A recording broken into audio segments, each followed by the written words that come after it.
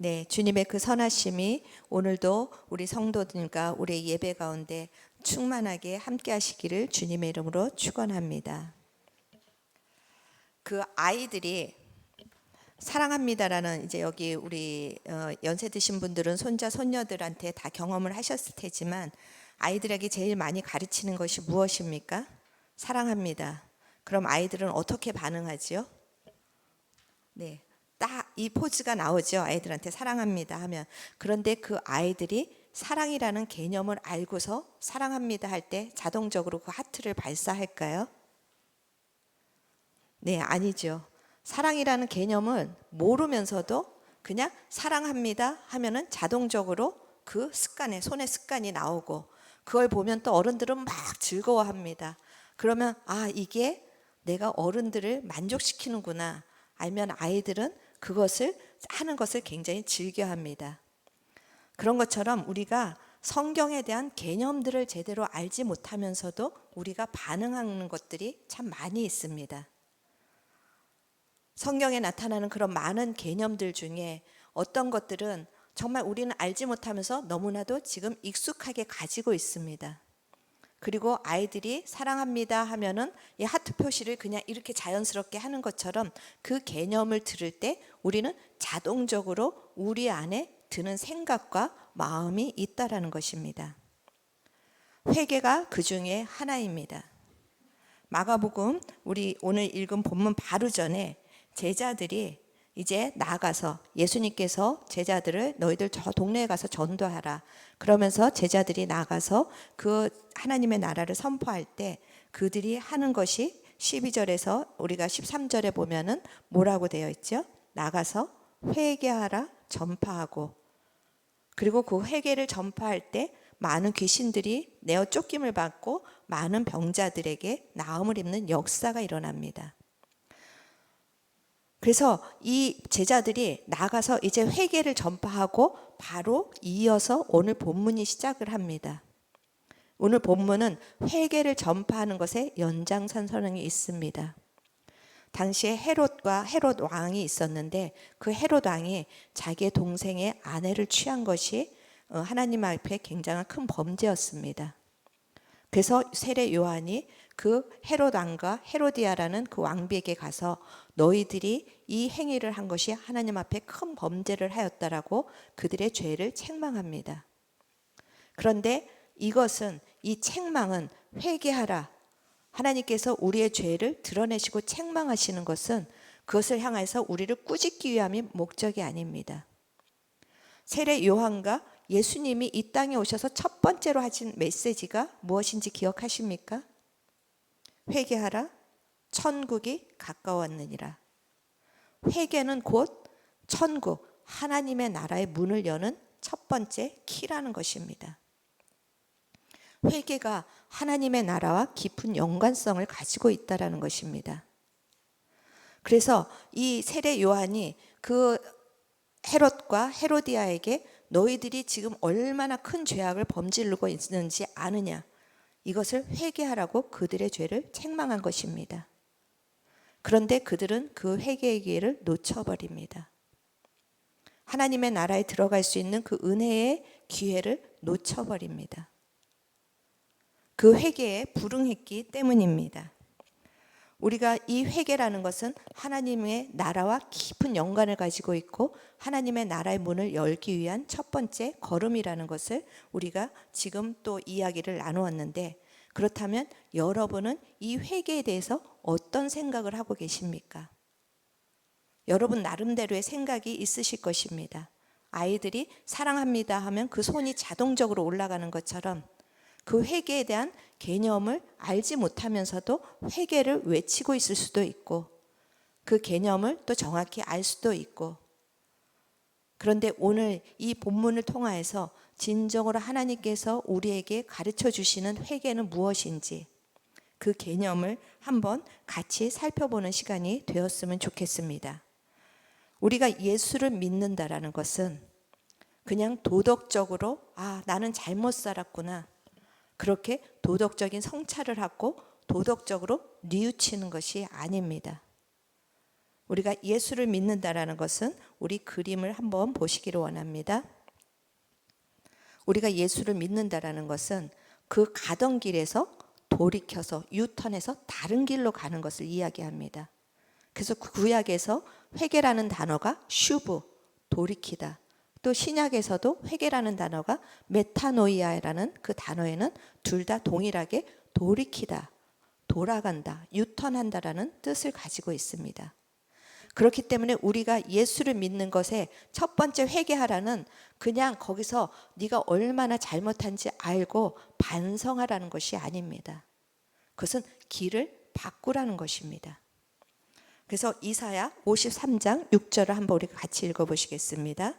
우리는 다 양 같아서 그릇 행하여 각기 제 길로 갔거늘 여호와께서는 우리 모두의 죄악을 그에게 담당시키셨도다.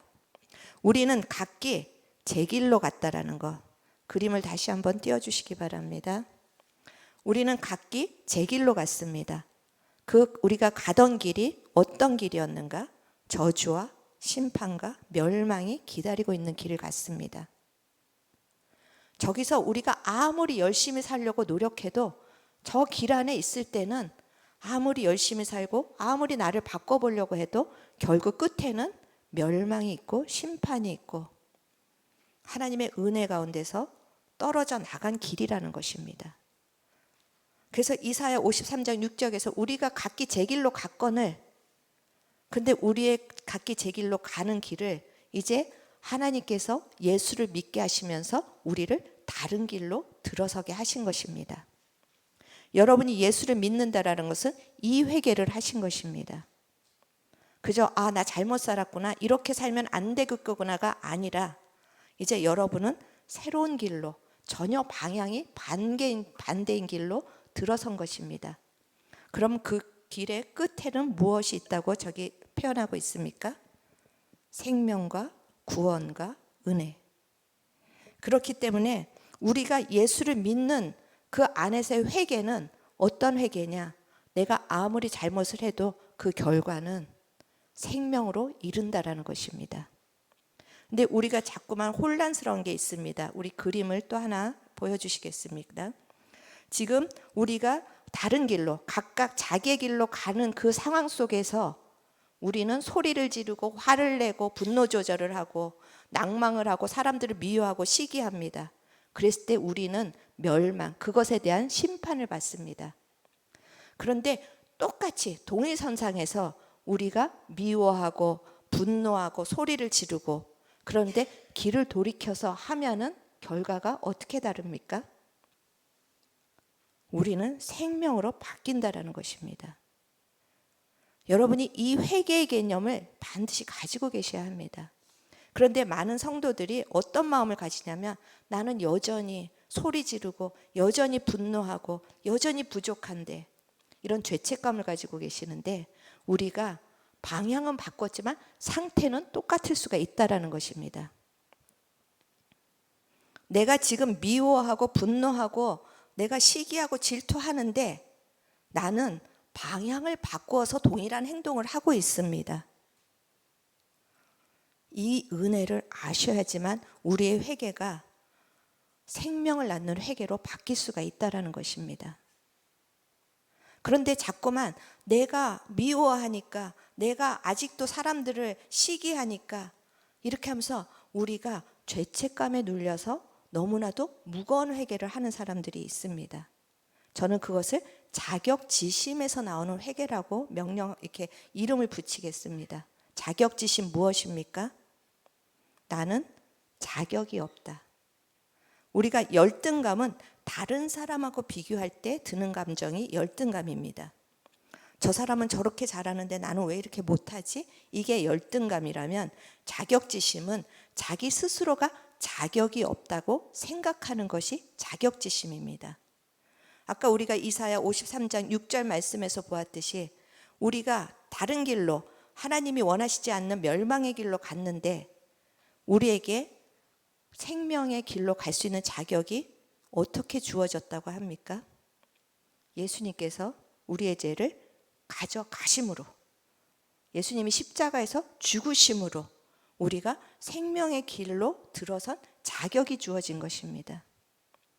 그렇기 때문에 이 자격지심적인 회개를 하는 사람은 늘 눌립니다. 내가 이것밖에 안 돼서 늘 두렵습니다. 그렇지만 내가 지금 생명의 길에 있다라는 것을 아는 회개는, 그것은 나를 새롭게 할 수 있는 능력이 나오는 것입니다. 저는 여러분이 이 회개에 대한 개념을 분명하게 가지시기를 바랍니다. 그런데 우리는 이 회개에 대해서 자꾸만 회개를 도덕적으로 생각할 때가 참 많이 있다라는 것입니다. 그리고 내가 자격이 없다라고 생각하면서 우리가 회개를 하기 때문에 무거운 회개, 날마다 자기 성찰만 하면서 날마다 나는 자격이 없어 그렇게 하고 생명을 누리지 못하는 회개 가운데 있는 안타까움을 보게 됩니다. 또 반대로 우리가 이 생명의 길이 있다라는 것을 알지 못하면 회개가 또 가벼운 회개가 될 수 있습니다. 오늘 본문에 등장하는 헤롯이 그랬습니다. 헤롯은 요한이 너 동생의 부인을 취한 것이 잘못된 것이야, 그렇게 했을 때 이 헤롯은 그 요한의 말을 지금 20절에 보니까 어떻게 받아들였다고 합니까? 요한의 말을 크게 번민을 하면서도 달갑게 들었더라. 요한의 말에 자기의 가지고 있던 그 죄책감이 이제 맞아, 내가 잘못했지 하면서 동의를 한 것입니다. 세례 요한은, 그 헤롯은 자기가 동생의 아내를 취한 것이 잘못된다는 것을 이미 알고 있었습니다.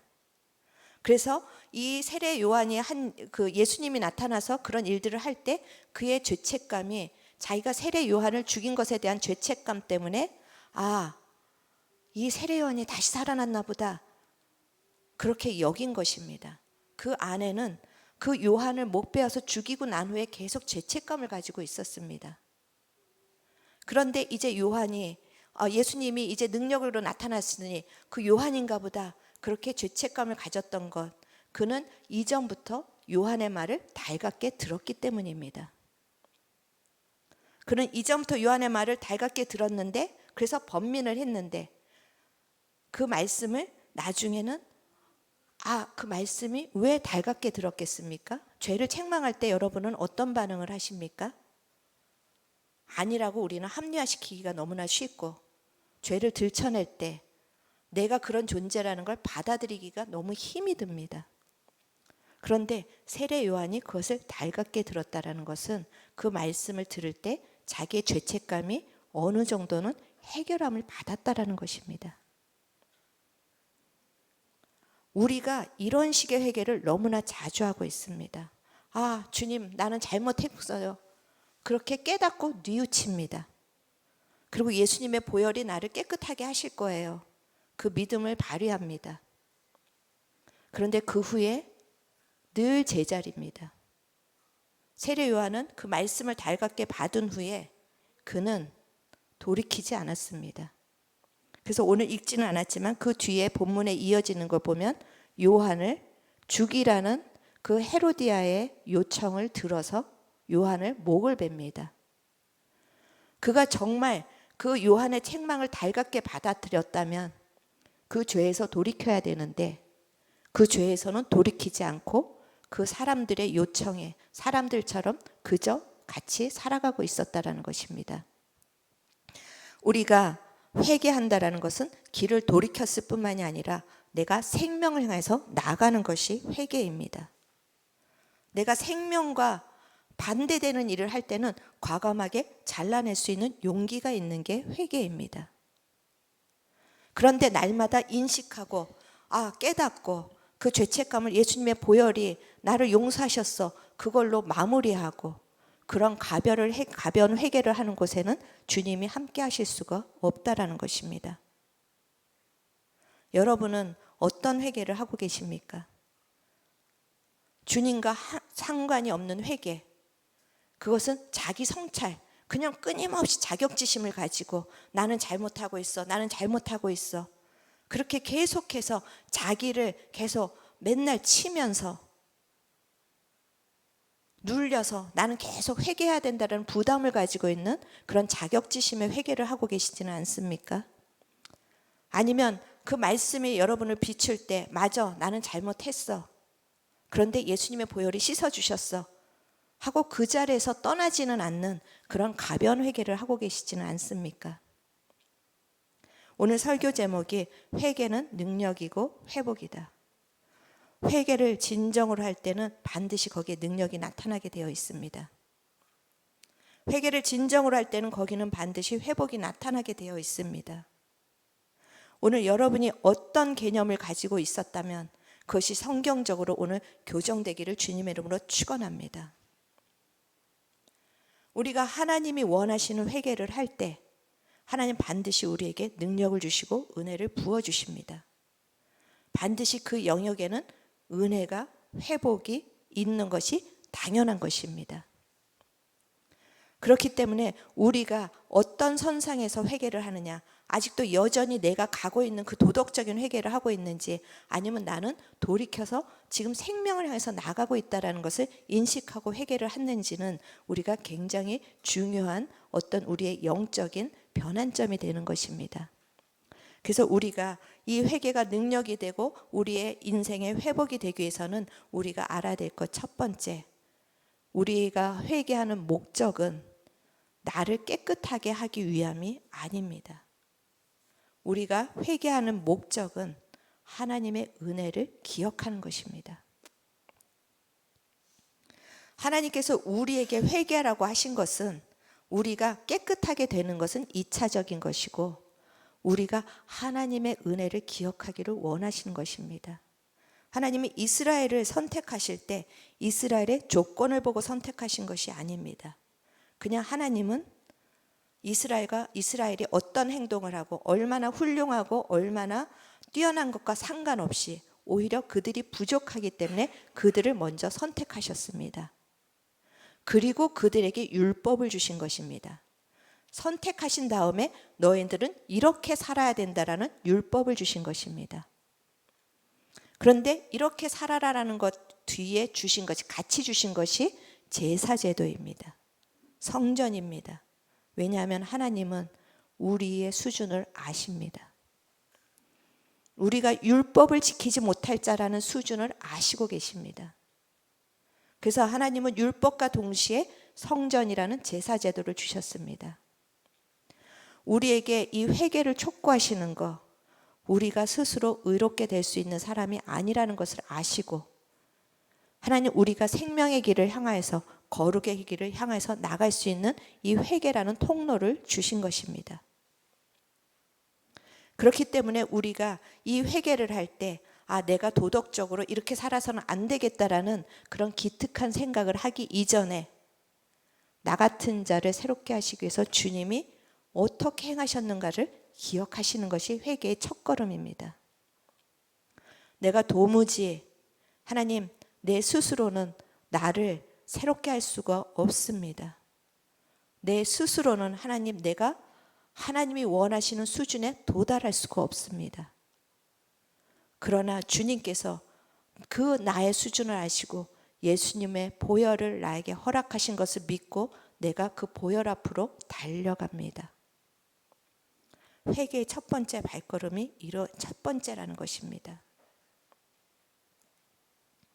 여러분, 지금 여러분이 난 이것밖에 안 되나, 왜 또 이 행동을 했을까?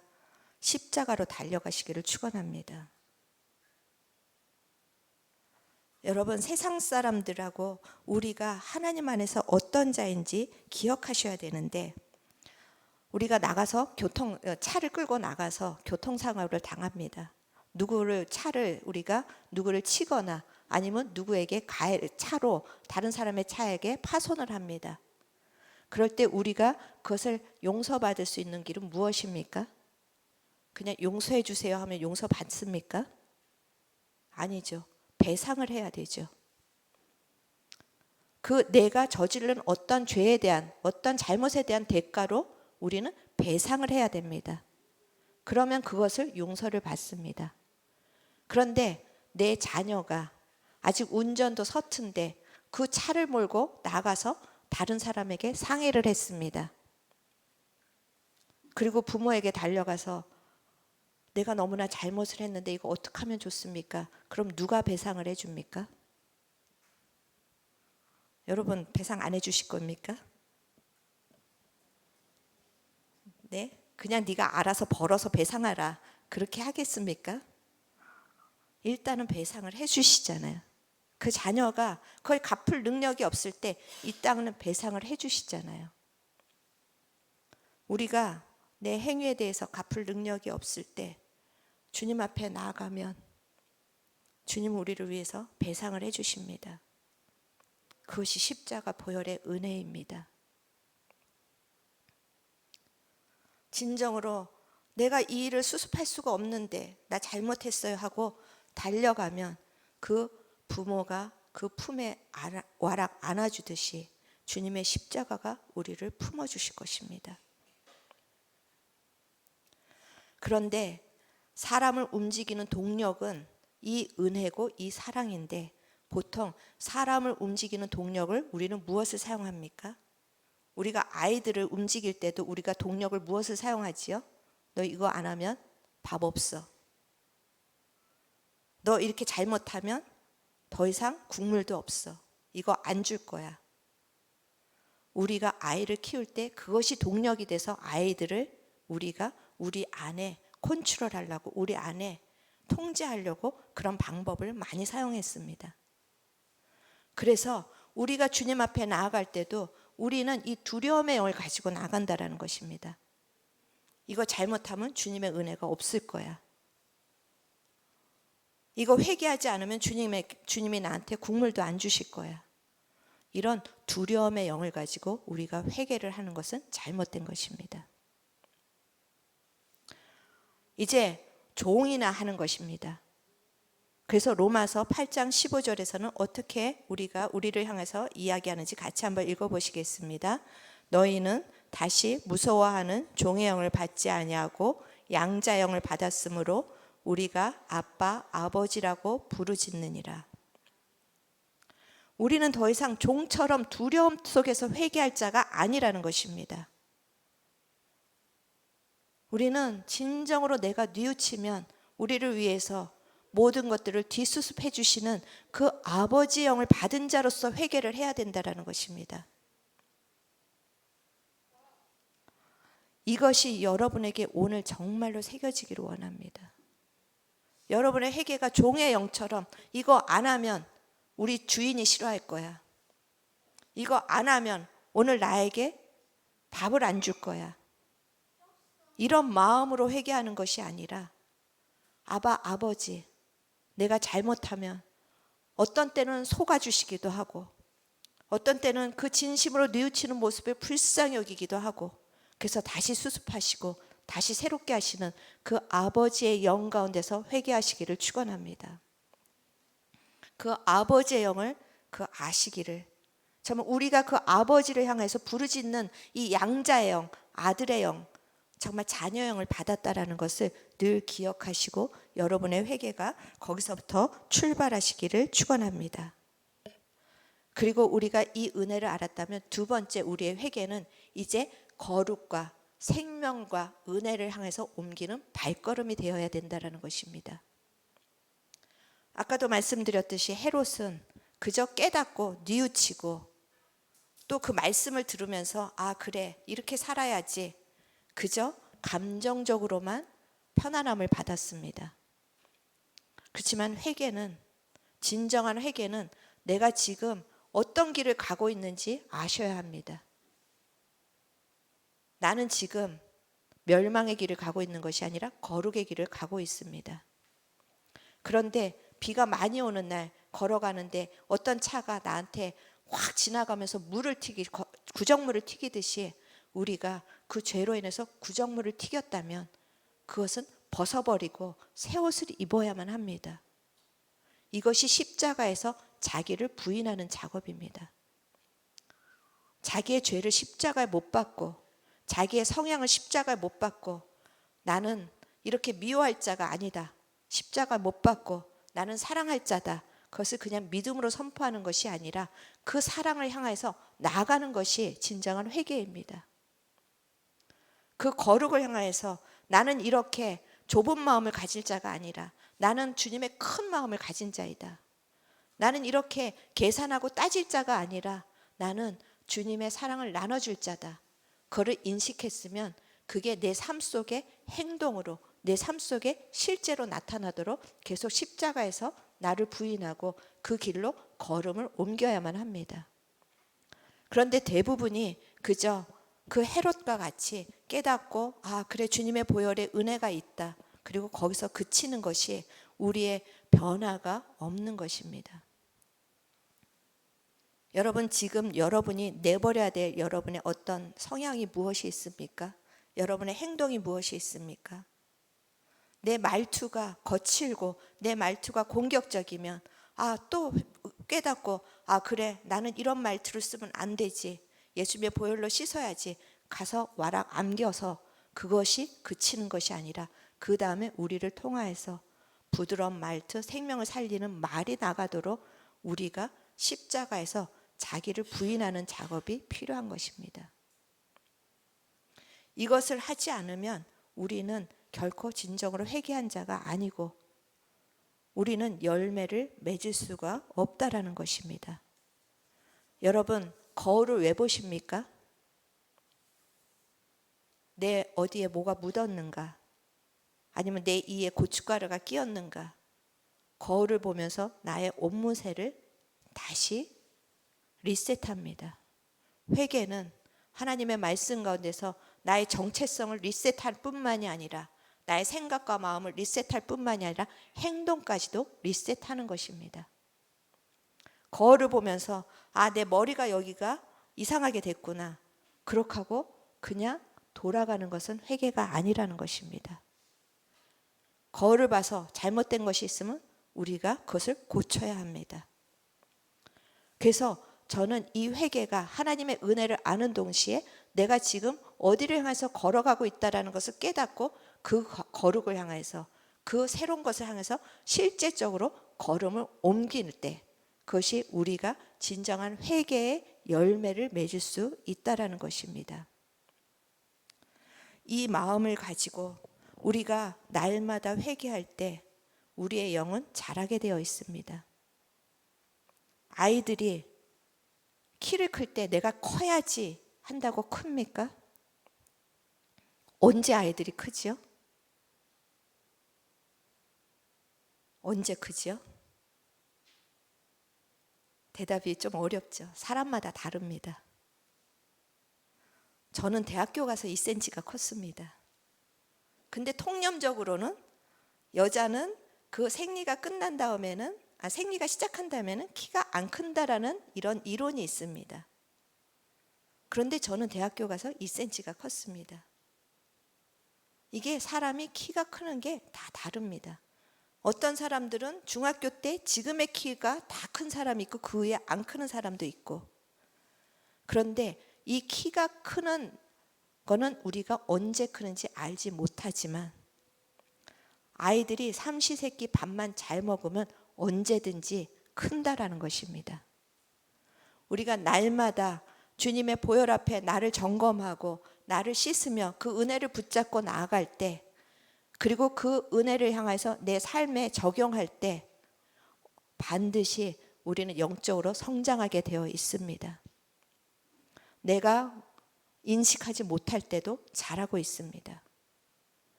그래서 우리가 전에 나눴던 하나님의 나라는 아침 저녁으로 농부가 씨를 뿌리고 물을 주는데 언제 자라는지 알지 못하더라.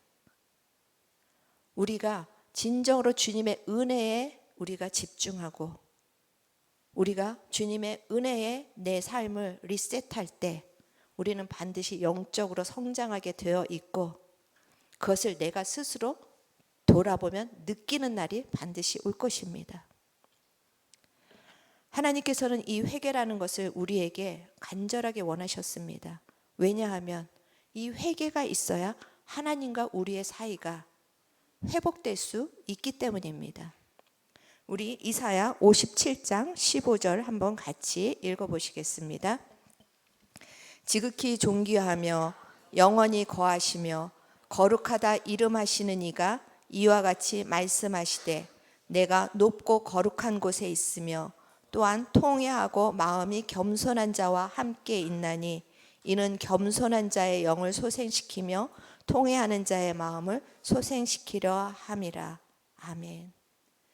하나님께서 그 지극히 높고 거룩한 곳에 계신 하나님께서 인간과 함께 하실 때 언제 함께 하시겠다고 약속하십니까? 통회하고 마음이 겸손할 때.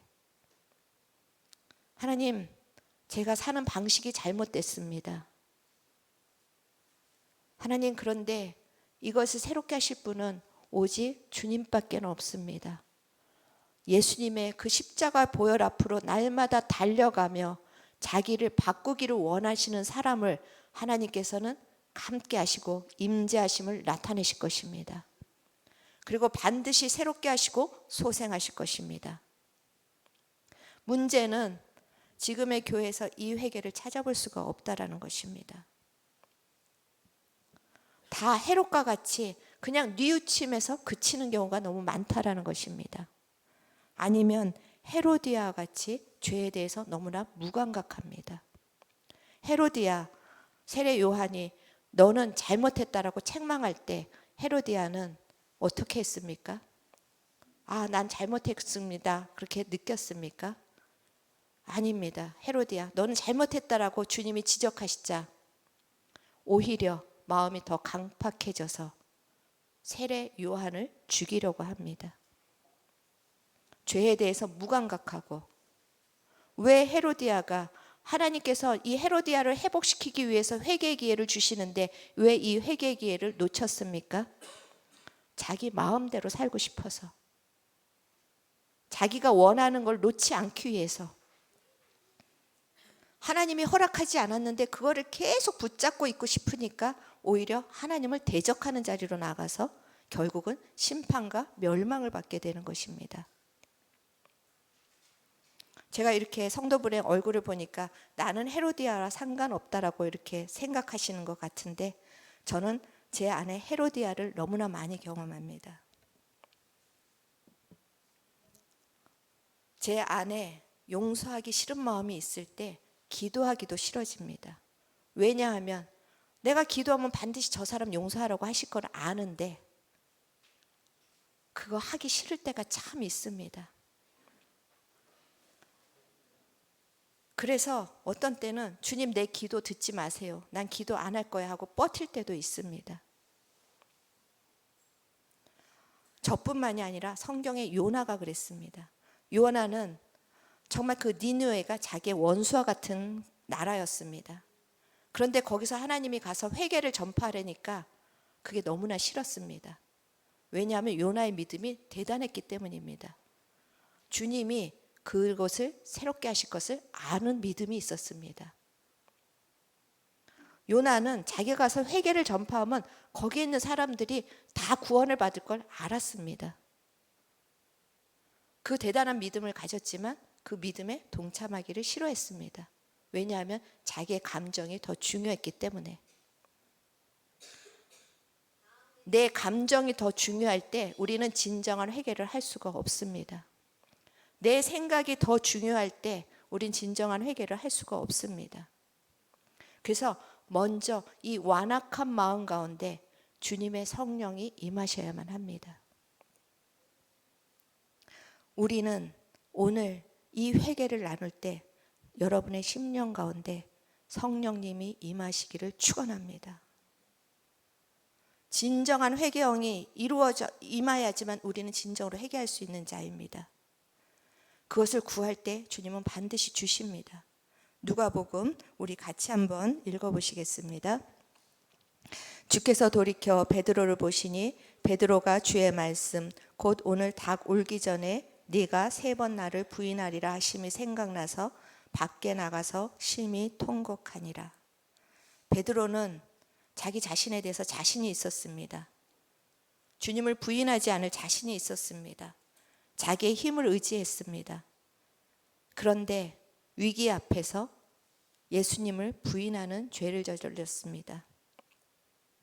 그런데 베드로가 계속해서 그것을 나는 예수님과 상관없는 사람이라고 주장하다가 베드로의 심령에 통곡이 일어난 시점이 있습니다. 주께서 돌이켜 베드로를 보시니 주님의 눈과 베드로의 눈이 마주쳤을 때 그에게 진정한 통곡이 일어났습니다. 저는 이 시간에 저와 여러분이 주님의 십자가에서 죽으시는 그 눈과 마주치기를 축원합니다.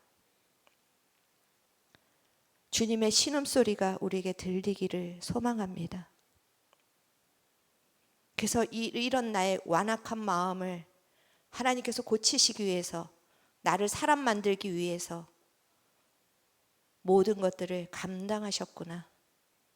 그 은혜의 눈에 우리가 마주쳐서 진정한 회개의 영이 임할 때 우리의 인생과 저는 저희 교회 가운데 부흥이 임할 것이라고 반드시 믿습니다. 부흥은 우리가 그저 원한다고 되는 것이 아니라 모든 역사 속에서 볼 때 부흥의 출발은 진정한 회개에 임했습니다. 우리가 다른 것을 구할 것이 아니라 회개의 영을 구하면서 함께 엎드릴 때 우리의 인생은 반드시 새로워질 것입니다. 우리의 교회는 반드시 새로워질 것입니다.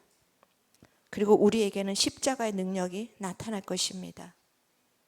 그래서 나는 반드시 거룩한 사람으로 바뀌게 하실 것입니다. 내가 바꾸는 것이 아니라 내가 진정으로 회개하고 주님의 십자가를 붙들 때 그 십자가의 사랑이 우리를 바꿀 것입니다. 그 십자가의 능력이 우리를 능력으로 바꿀 것입니다. 진정으로 회개한 베드로는 생명을 낳는 능력의 사람으로 사도행전에서 가장 앞에 서서 움직입니다. 그렇지만 같이 주님을 부인하고 회개하지 않은, 그저 자기의 죄책감을 가지고 후회하고 그 죄책감을 스스로 해결했던 유다는 멸망의 자식이 되었다라고 표현을 하고 있습니다. 여러분, 오늘 이 시간에 우리가 성만찬이 있는데 진정으로 회개의 영이 임하는 성만찬이 되기를 주님의 이름으로 정말 소망하고 축원합니다. 그래서 그저 습관적으로 그래 나는 죄인이고, 그리고 자기의 그냥 잘못된 삶과 행동을 그저 죄책감을 지우는 그런 가벼운 회개가 아니라 우리의 삶을 통째로 바꾸는 오늘 새로운 변혁이 일어나기를 간망합니다. 그리고 정말 그 우리의 완악함들, 내 스스로도 할 수 없었던 그 탐욕과 완악함과 상처 속에 굳어져 있는 것들에 오늘 진정으로 새로운 일들을 하나님이 일으키시기를 원합니다. 그래서 오늘은 특별한 성만찬이 되기를 간절히 소망합니다. 우리가 이제 이 회개의 개념을 가지고 우리가 함께 회개를 하는 공동체가 될 때, 서로의 죄를 고백할 때, 그것은 그냥 우리의 죄를 까발리는 것이 아니라 나도 이렇지만 이런 나는 새롭게 되었다라고 서로가 죄를 고백할 때 우리의 공동체는 살아날 것입니다. 여러분의 인생은 새롭게 될 것이고 여러분의 가정은 살아날 것입니다. 왜냐하면 하나님이 주신 회개는 능력이고 생명이고 회복이기 때문입니다. 우리가 그것을 향해서 오늘 또 찬양하면서 십자가 앞으로 나아가는 시간이 되기를 축원합니다.